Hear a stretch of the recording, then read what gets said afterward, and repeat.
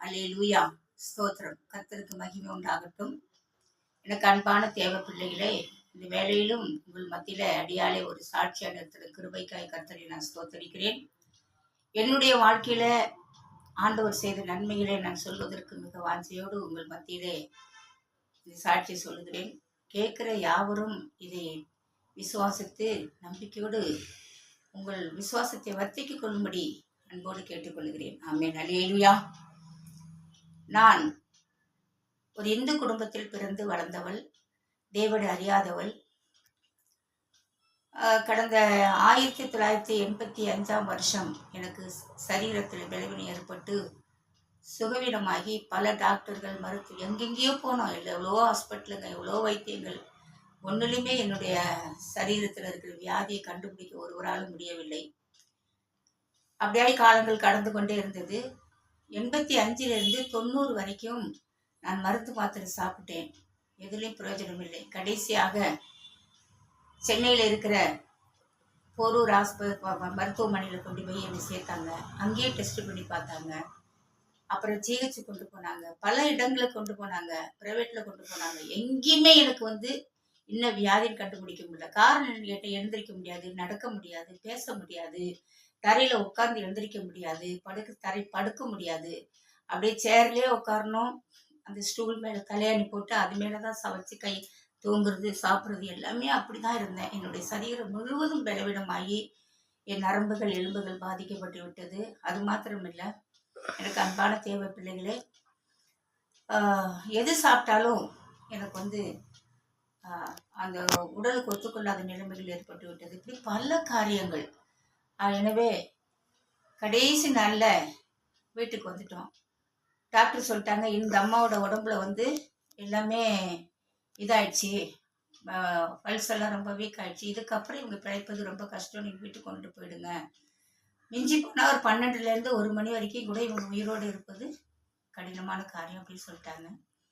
வீட்டுக்கு வந்துட்டோம். வீட்டுக்கு வந்த பிறகு என் பிள்ளைகள் மிக சின்ன பிள்ளைகள். அப்போது என்னுடைய கணவர் பிள்ளைகள் தூங்கிட்டாங்க.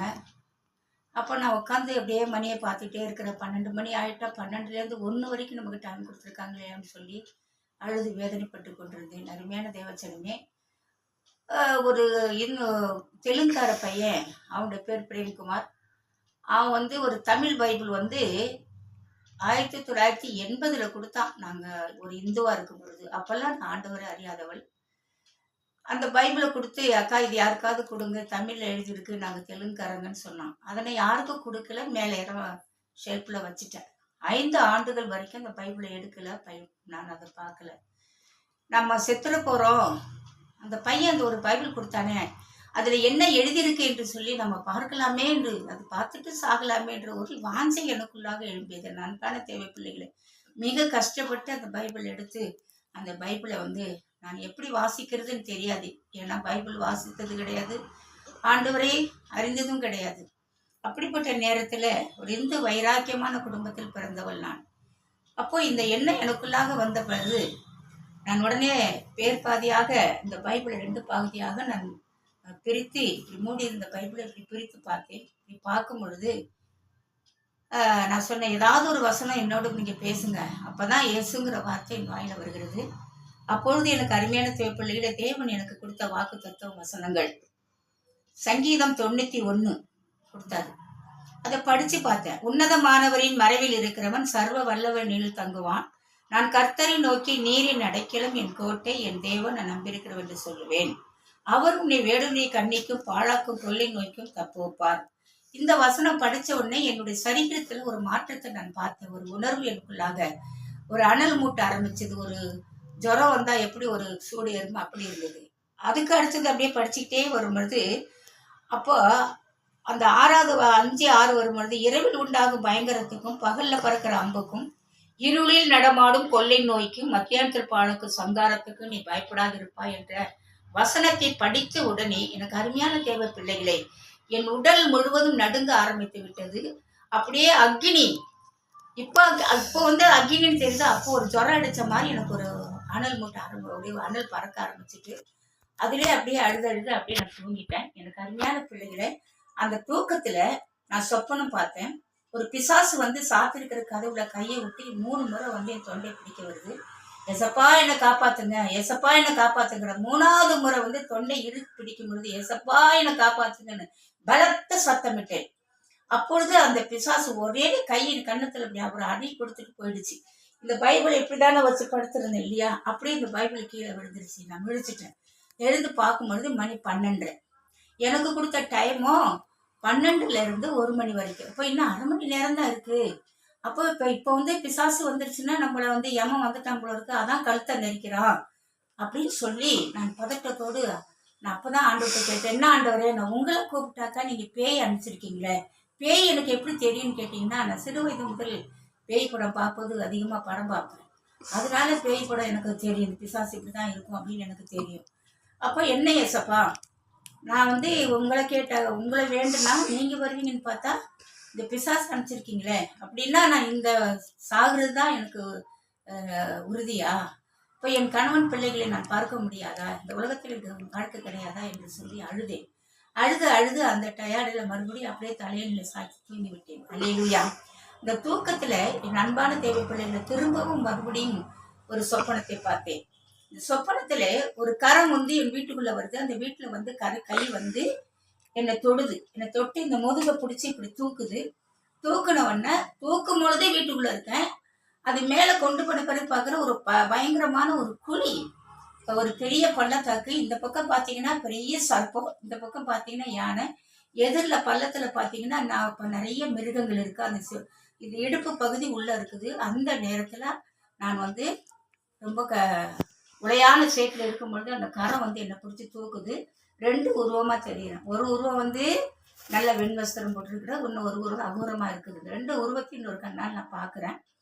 அந்த அந்த நேரத்துல வானத்திலிருந்து ஒரு வெளிச்சம் வந்துச்சு. அந்த வெளிச்சம் வந்து அந்த கையோட சேருது. அந்த கையே வெளிச்சமும் வந்துடுச்சு. வீட்டு மேல வந்து வெளிச்சம் நின்றுடுச்சு. கை வந்து என்னை தூக்குது அந்த உளையான சேத்துல இருந்து. திரும்பவும் என்னை தூக்கிக்கிட்டு அந்த வெளிச்சம், அந்த கையே, நான் 3 பேரும் 3 சேர்ந்து மேல வானத்துக்கு போகிறோம்.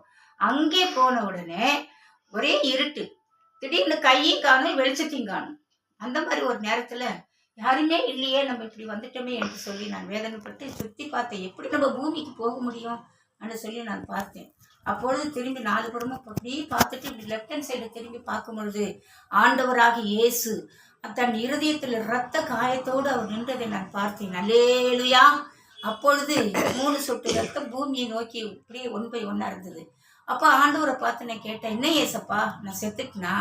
செத்தாதானே உம்மாண்ட வர முடியும், அப்போ என் புருஷன் பிள்ளை நான் பார்க்க முடியாதான்ற கேள்வியை நான் கேட்குறேன். எனக்கு அருமையான பிள்ளைகளை நான் சொல்லுவது சொப்பனத்தின் மூலமாக வெளிப்படுத்தினார். இயேசுவை பார்த்ததில்லை யாரும், நான் சொல்றது சொப்பனத்தின் மூலமாய். அந்த நேரமே ஆண்டவர் ஒன்றும் பேசவில்லை, என்னை பார்த்து கொண்டே இருந்தார். டக்குன்னு எனக்கு முழிப்பு வந்து விட்டது. அல்லேலூயா. விழித்து பார்க்கும் பொழுது எனக்கு அருமையான பிள்ளைகளை மணி 3. எனக்கு கொடுத்த டைம் 12லேருந்து 1 மணி வரைக்கும் தான் டைம். 3 மணிக்கு எனக்கு அதிகாலை 3 மணி.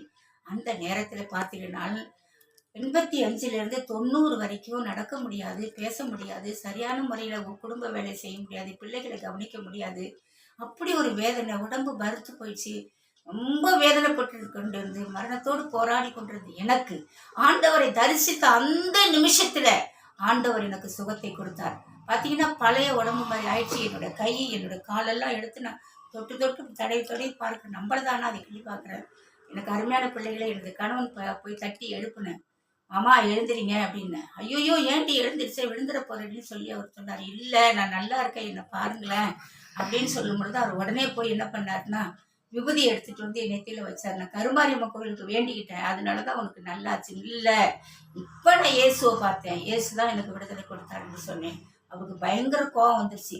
அந்த நெத்தில எடுத்து இப்படி பூசினாரு, நெத்தில இல்லை. 2வது வாட்டி பூசினாரு, இல்லை. 3வது வாட்டி பேப்பரோட வாயில கொட்டி மூஞ்சில பூசிட்டாரு. உனக்கு என்ன பைத்தியமா பிடிச்சிருச்சு, ஏசுன்னு சொல்றேன், ஏசுன்னா உன்னை கொன்னே விடுவேன்னு சொன்னார். இல்லை, நான் உயிர் போனா வரைக்கும் நான் செத்தா கூட சரி, எனக்கு ஏசப்பா தான் எனக்கு தெய்வம்னு சொன்னேன். அன்னையிலிருந்து இன்னை வரைக்கும் ஆண்டவராக இயேசுவின் நாமத்தை மகிமைப்படுத்தும்படி நான் பெற்றுக்கொண்ட சுகத்தை அநேக மக்களுக்கு சாட்சிகளை சொல்லி வருகிறேன். கர்த்தர் ஓடித்து செய்து கொண்டு வருகிறேன். இந்த சாட்சி கேட்கிற உங்கள் யாவருக்கும் ஒரு பலவீனம் இருக்கலாம், சுகவீனம் இருக்கலாம், இல்லது உங்களுக்கு தீராத வியாதினால் கஷ்டப்பட்டு கொண்டிருக்கலாம். ஆண்டவர் நிச்சயமாய் உங்களுக்கு பூர்ண சுகத்தை கொடுத்து ஆசீர்வதிப்பார். ஆமென். அல்லேலூயா. தேவனுக்கு மகிமை உண்டா. கண்களை மூடி ஜெபிக்கிறோம். அன்பின் ஆண்டவரே, இந்த ஆசீர்வதிக்கப்பட்ட வேலைக்காக ஸ்தோத்திரம். இந்த மக்களுக்கு இந்த சாட்சி சொல்வதற்கு ஒரு சாக்கியத்தை கொடுத்து ஸ்தோத்திரம். இதை பார்க்கிற யாரா இருந்தாலும் வியாதியோடு வேதனையோடு இருக்கிற மக்களுக்கு விடுதலை கொடுத்து சாட்சியா நிறுத்தும். இயேசு கிறிஸ்துவின் நாமத்தினால ஜெபிக்கிறேன். நீங்கள் ஜீவனுள்ள பிதாவே. ஆமென். அல்லேலூயா. God bless you.